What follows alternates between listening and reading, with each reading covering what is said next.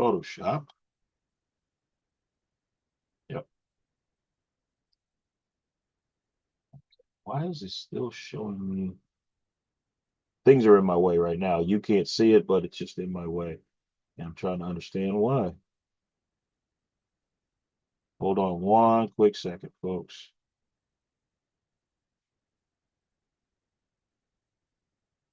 All right. Still on. All right. Now we're still back to business. Okay. So what I'm going to do first here inside of Photoshop, I want to make a new document, just as a basic 12-inch by 12-inch, 96 pixel per inch document here, just to have some type of file to go in. I want to show you how the Marquee tool and the Lasso tool, the basic ones, work first against nothing. So that way you don't see a picture kind of distracting you for the moment. So let's put this in 12 by 12. Oh, I should have set this to inches first. Change that to inches first, then put in your width and height so it doesn't change the translation. Resolution, I'm just going to put it at 96 pixel per inch. It doesn't have to be anything special because we won't save this thing or anything like that. The background contents are going to be white, so that way I have a white background for what I'm doing. The color profile should be set to your working profile from what we did in the color theory class, but you check that to see if you need to change it for whatever you need. And square pixels for the pixel aspect ratio. Those of you doing video work, trying to create something in Photoshop that may be going to video output, this is where you would talk to your video editor and they would tell you ahead of time to pick one of these different other choices there. Let me hit create. Let me make the document here. All right. So this little doodad guy right here, this is that context sensitive menu bar. It sometimes does get in your way. If you can kind of stick it in one particular spot, click on these little three dots and tell it to pin the bar position if you want to. So that way it stays like right there where you put it. But still, that sometimes will get in your way. So you can actually hide the bar. And if you ever need it again, you can always go to Window and see contextual taskbar. You could pull it back up wherever you dropped it off at. So, if you want to get it out the way, get it out your way. Your different panels and palettes that you got floating around in your workspace, again, you can, collapse things down, which I'm doing right now to kind of get just stuff out of the way. I think I mentioned this before, but I'm just going to say it again. Properties panel. This is one big improvement that they did in Photoshop now. If you've used Illustrator, you know the properties panel probably, or even InDesign. It's kind of like that over there now, where these tools, when you pick a tool, depending on what the tool is that you choose, you may have some different properties that'll pop up here in the properties panel before you use the tool. And sometimes even after you start using the tool, you'll have some properties pop in there that you may want to take a look at and work with. So this is a new thing, the properties panel. It's been there. It's just now getting different options, in the new updates that's come out recently. But now let me go over my rectangle tool. So there's a rectangle marquee tool, and this two-column layout is the of the toolbox. It's the second column over, first tool. Again, just review again. If you don't know how to go to that single to double column layout, you just little button nuts all the way up there to the top left-hand corner, little double arrowhead. We'll let you switch back and forth between those. You have your rectangle marquee tool, and if you right-click on that tool button, you'll see the elliptical marquee tool underneath there as well. The way these tools work is that you're going to use these to create your selection on your page. But before you do that, you select the tool, then you do what? Set your options. So that's the options bar up here at the top. If you don't see that options bar, I call it the options bar. They call it options here. Other programs will call it something else. But that way you can go to your window menu to pull it up. Your options bar will give you different options based on the tools. Now, in this case, with your rectangle marquee tool, you have this set of 4 buttons here. That's the first thing you want to pay attention to. All of your selection tools are going to have some version of these 4 buttons. The first button here allows you to make a new selection. We're going to start with that one. The second button over, it allows you to add to your selection. Next one over allows you to subtract from your selection. And then the last one is an intersect of the selection. Now, it won't make any sense until we start using them, but you're going to be going back and forth between these 4 buttons on all the different selection tools that are here within Photoshop. All right, so keep in mind that all the different selection tools I'm going to show you are going to have some version of these modifier buttons, as I call them. I call them modifier buttons. You have this feather. Now, the feather should be set by default to 0. If it's not, maybe you were messing with that before. Make sure that's set back to 0. Just highlight the number, click on the name there or highlight the number that's in that space, hit 0, hit enter. That'll lock it in place with that. Style here. Traditionally, your style will probably be set to normal and you'll just leave it at that because you'll have no need to change it. But just so you can see, when you hit that drop down for normal, you got fixed ratio and then you got fixed size. Both of these allow you to do put in numeric values for width and a height with the fixed ratio, and with the fixed size, put in pixels or inches, whatever your ruler is set to. If you don't see your ruler, that horizontal and vertical ruler, that's by keyboard shortcut. That's the control key plus the letter R, or the command if you're on a Mac and the letter R. If you go to your view menu, you'll see rulers right there. If it's checked on, then you see in the rulers. If you right click on any one of the two rulers, you could change your unit measurements. So even though this is 12 inches by 12 inches, my unit measurement for my rulers are in pixels. So I can leave it like that. And then anytime in any interface where you have a number value, it's going to reflect what you have your rulers to. So if I set my rulers to inches, oh, it didn't change. Oh, come on. You're supposed to change. Do I need to change it to? Oh, now make me a liar. Okay, what was supposed to happen when I changed my unit measurements to inches from pixels to inches? This width and height was supposed to change, but maybe this is one that they kept from happening. Normally it does change over because it's based on measurements and sizes and stuff. So it tries to mirror the size that you have set um, for your rulers. That didn't happen that time. Don't know why, because I thought normally it does. Anyway, what you'll be able to do with the fixed size or the ratio is set a value. So with the ratio, it's like 1 to 2, 2 to 3, 4 to 8, 4 by 6, 16 by 9, anything like that.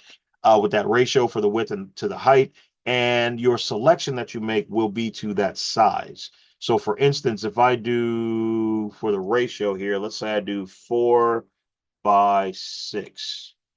So that means if you think about that in squares, for every 4 squares over in the width, it's going to go 6 squares down in the height.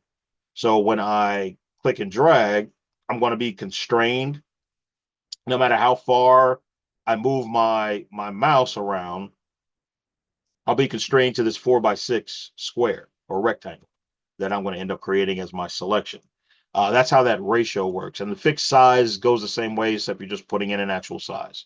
But again, normal is how you would, by default, normally use this marquee tool. So that way you could freely draw the size of the rectangle that you want. So you set those options. Then with the tool, you're going to click and drag on your canvas to create your rectangle. Now, as you click and drag, you will create some type of rectangular shape. While you got the mouse button held down, you can resize that shape to whatever size you want until you end up letting go of your mouse. Okay. If you still got your mouse button held down and you hold down the shift key on your keyboard, while you still got the mouse button held down, you'll be constrained to a perfect square. So that way you can create a square, an actual perfect square, as large or as small as you want. Now, keyboard shortcut and mouse, you have to hold down that shift key and don't let it go until you let go of your mouse. Once you let go of your mouse button, now you can let go of your key. Those of you on laptops, the trackpad on your laptop, you're going to have fits trying to do that type of keyboard shortcut. Anytime that you try to combine pressing and holding on that trackpad with using a keyboard shortcut, you're not going to get a result. Get yourself a mouse. Get yourself some wireless mouse or a wired mouse with your laptop, so that way you can be able to do that type of keyboard shortcut as you need to. When you make this rectangular marquee selection, or the elliptical one if you choose that tool. You're going to create the marquee selection. That's your selection area. Some people call this marching ants. It goes back to old Tom and Jerry cartoons when they used to see ants marching. And whenever they drew up ants marching in a line, they had this marching song, this dun dun dun dun dun dun dun. And that's what that reminded people when they saw it. So it looks like little moving ants marching around on your screen. So when you get the marching ants, what happens? Anything that I decide to do right now, it's like if I go to my paintbrush tool and pick my paintbrush color, say this reddish kind of color. Again, in the options bar up here, I can pick my type of brush and the size of the brush, kind of what we were doing in the last class there, or I can use the square bracket keys on my keyboard to make the brush bigger or smaller, like we were doing in the lab and that sort of thing. If I start painting out here outside of the selection, I can't. I'm pressing and dragging, but I can't get anything painted. But if I click and drag inside the shape, all right, now I can paint because I'm only able to touch this area that's inside the marching ants. I can't affect anything outside of the marching ants. That's the purpose. So it's that spotlight thing that we talked about earlier. I just undid that so that way it goes away. So any filter, any painting, anything that I want to do is only going to apply inside of that space. Now, go back to my marquee tool here. If I want to get rid of these marching ants because I don't need them anymore, there are only three ways in which that this works properly. Number one, going to your select menu and choosing deselect. It gets rid of the marching ants that way. So it makes the marching ants disappear. Number two, if I go back to select, you'll see it there for deselect. There's a keyboard shortcut. I'm on a Mac, so it's Command and the letter D. That's my deselect command. So that's the number two, using that keyboard shortcut, which I use often because it's just the easy, convenient way of doing that. But that gets rid of the marching ants. And number three, which is kind of new, if you right click now inside of the marching ants that's there, you'll get deselect as one of the menu commands that pop out with this little pop-up little thing here. So you can deselect the marching ants that way. Real easy, real simple. Now, I get people that will say this.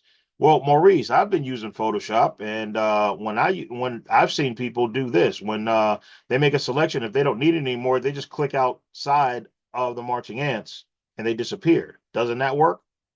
There's a yes and no answer to that. Yes, it does make it disappear, but here's the reason why. When you make this initial selection, right? Remember in the options bar where I had that first radio button there, that first modifier button there selected? It's making a new selection. So what that means is that when I go to another place outside of the marching ants that I have, and I click and drag, it deselects the previous selection because it's thinking that I'm making a brand new one over here. All right. And as by click and hold and drag, it will do that. And it's going to do that all the time. As long as I start clicking and dragging outside of the selection that I already have, it will create a new selection in that new spot that I'm at. So when you click outside of the marching ants, it's thinking that you're making a new selection. Even if you don't, that's what it's thinking it's doing. So then with that click, it looks like everything disappears. Here's where the no part comes in. There is a rule when it comes to these marching ants. It's called the rule of 50%. And it's weird because it's very difficult to show this to you. But if you have a nervous twitch in your hands, too much peasant coffee in your diet is the joke I use, but you got a nervous twitch, somebody calls your name, you get distracted or something like that, you move your mouse just the slightest amount, right? What ends up happening, and again, it's difficult to see, but right there where that my cursor is pointing to, there's a little teeny tiny selection being made, right? That means that little teeny tiny area is the only area that I could paint or draw or apply a filter to or anything like that. What will give you hours of frustration is that sometimes you make such a small selection that less than 50% of a pixel has been selected. So you will not see the marching ants, even though the selection is there. You just don't see the little marching ants there. The little sparkly bits is what I call it. So because you don't see the sparkly bits, You're thinking everything is fine and you're moving on and you grab a paintbrush and start painting and nothing happens. You go and try to apply a filter and nothing happens. You're driving yourself crazy. I've seen people for hours just sit there and stare at the screen trying to figure out what in the world's going on. Um, what they'll eventually do is that they'll close the file and open it back up and then everything works again. Well, when you close a file, you deselect automatically what you had selected. That's all that's happening. So it's just deselecting everything, and when you open the file back up, it comes back. But why go through all that mess? Just make a selection, and when you're done with the selection, right click and say deselect or use the keyboard shortcut. That's going to be easier to try to deal with. If you run into a situation where you do have that little teeny tiny selection there that you can't see on the canvas, and you can't see why nothing is working, go to your select menu. If deselect is lit up, that's the problem. Okay. So if you go to your select menu and you see deselect lit up, that means you have some area selected that you cannot see. So since you can't see it, you're thinking that since you can't see it because the computer's not showing it to you, that's where you're coping your problem of things not working. So if you choose deselect, that gets rid of any marching ants that you may not see, and even the stuff that you do see, and then you'll be able to move forward and be able to do whatever else that you need to do. All right, now let me switch over to the elliptical marquee just because I want to. I make this selection, and if the first modifier button is selected, we're making a new selection. If I move my cursor inside of the marching ants, I can click and drag and move the marching ants around to a different spot. So if it's not quite in the right spot, I can move it to a new location, by just simply doing that. Let me deselect these marching ants real quick. If I make a click and drag and start making a selection, I mentioned before about holding down the shift key to get that perfect circle or perfect square. All right, so that's still there. Here's another one. If you hold down the space bar key while you still got the mouse button held down, you can reposition your marching ants that you're making. All right, so you can move it to a different spot if it's in the wrong spot. Once you get it to the right place, let go of the space bar and continue with resizing the marching ants, your selection. Um, that process works, pretty much all day. It's little keyboard shortcuts like that that makes this a little more fun to be able to work because you'll have one hand on your mouse, one hand on your keyboard. Kind of speeds up your process if you need to do it that way. Now, second one of these modifier buttons is an add to selection. So if you want to add to your selection, meaning you got a marching ants already up, but now you want to add another selection, say over here on the side. With this add to selection, your cursor changes to that crosshair with the plus sign next to it to indicate that with the plus sign, you can now make a new selection and the previous selection stays in place. If you create a new selection on top of a selection that's already there, the selections will merge together to create some more complex type of shape. If you go and switch from one selection tool to another, the thing you have to pay attention to is that those modifier buttons reset to the new selection tool. So be careful. If you added to the selection using one tool and then you want to switch to a different selection tool to add to that selection, make sure again you're setting your options and you can make the new selection and merge it in with the rest of it as you feel you need to. The third radio modifier button is subtract from selection. This takes away from the selection. So now the new marching ants that I create, if I overlap something that's already there, it takes that chunk out of the selection. It even goes in the center. So if I'm in the middle of this selection, so you see the marching ants going around, hopefully you can see that here. You see the marching ants go around there. If I start inside of this and make a selection marquee like so, when I let go, this rectangle right here now has been eliminated. That area is now not part of the selection. See, can't paint over it. So it's not part of the selection anymore. So that's subtract from selection. Now, the last one of these selection modifier buttons is the weird one. Probably won't use that much. It's called intersect. Essentially, the new selection that I create, where the old selection marquees are, if I overlap any of them in this new selection that I'm creating, I'm left with the overlap. Everything else gets deselected. Now, deselected doesn't mean erase. So if you actually have a picture there, you're not erasing anything when you're doing all this. You haven't even done anything to the picture. You're just making a shape right now. All right. Some type of custom shape that eventually you're going to use for something. So now you create the selection marquee. What happens next? Well, what happens next is whatever you want to do, painting, filtering, any of those type of things. That's beyond this class. We'll do that probably starting in the next class, next couple of classes. But for us, for right now, it's just making this selection here. Um, Going through the different modifier buttons, you will select the button to figure out how you want to modify and create that shape, whether you want to make a brand new one, you want to add to or subtract from what you already got, or you want to do this intersect to create some other type of complex shape that you want to create. And when you want to get rid of those marching ants, again, right click inside of them and choose deselect. Do the keyboard shortcut of control and the letter D, or command and the letter D for deselect, or go up to the select menu and choose deselect from there. And then you can move on to whatever else you're going to do next. Okay, so those are the marquee tools.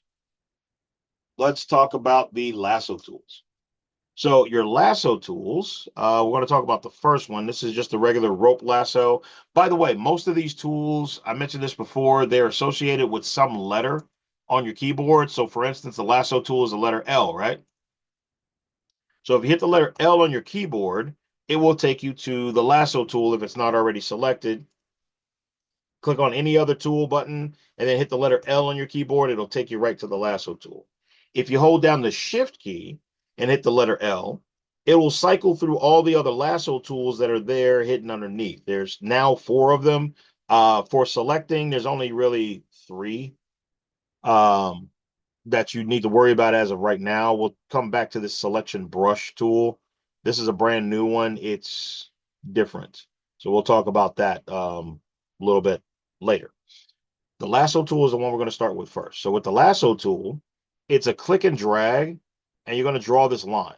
Now, the line you draw, you could draw it freely around how whatever your subject is or whatever shape that you're trying to make. And when you let go of your mouse, wherever you let go, the computer is going to draw a straight line from that point to your starting point and give you the marching ants for everything else as a result. You still have those modifier buttons up there to be able to add to or subtract from your selection. So um, honestly, with the lasso tool, you'll use this add to and subtract from buttons a lot, because after you get a general kind of quick selection of something going, then you probably want to do the add to selection, use that to kind of overlap and fix some mistakes that you may have made, again, because of the nervous hands or whatever, to, get little crumbly bits or, little goofy areas selected there. The subtract from selection will be just the opposite. If I lasso around this area up here, it's going to take it away from the selection. So this way you can use this to kind of modify your selection, a little more refinement, because you can freely draw. That's the lasso tool. Very simple. Click and drag, draw your shape. When you finish drawing your shape, you let go somewhere, and then the computer will draw the straight line from one point to the other, complete it out, give you the marching ants. Then use the modifier buttons to add and subtract from. You want to kind of think about how you want to select something. If you got a big thing, a large area that's being covered, lasso tool could probably work if you got a steady enough hand to try to get the whole thing. If you can't get the whole thing, get it in pieces. Select one piece of it, then go to the go up to the modifier button, tell it to add to the selection, and surround another piece, another piece, another piece, and just overlap each area as you go along until you get the whole thing selected. And go to subtract from selection. Need to switch back and forth. Polygon lasso tool. Your polygonal lasso tool or polygon lasso tool goes by lines. So if you had a car or a house or a building that you wanted to try to select, something with more straight lines, you can use this Polygon Lasso tool because you start off with a single click, and then you go to different spots and click, and you'll create these lines, straight lines that'll go from one point to the other, and then connect the dots fashion when you get back over here to your starting point. If you can find your starting point, when you hover over it, your cursor will have this little circle next to the cursor to indicate that you got to the starting point. If you can find it, one single click would give you the marching ants. If you don't see it, just double click anywhere. Computer will complete out the shape and give you your marching ants. And then again, you still have the same add to and subtract from buttons that you can use with your Polygon Lasso tool to add and take away from your selected area, as we did before. So you'll have the same options that you have there. Now, all the selection tools I've been showing you so far, the marquee, the ellipse, the lasso, Polygon Lasso, all they're doing is just selecting things by a shape. So you would have a picture of something, and you need to select that something by shape. You can use those tools to draw the shape and get your thing selected. You spend some time, you'll get it correct. Time and again with more and more practice.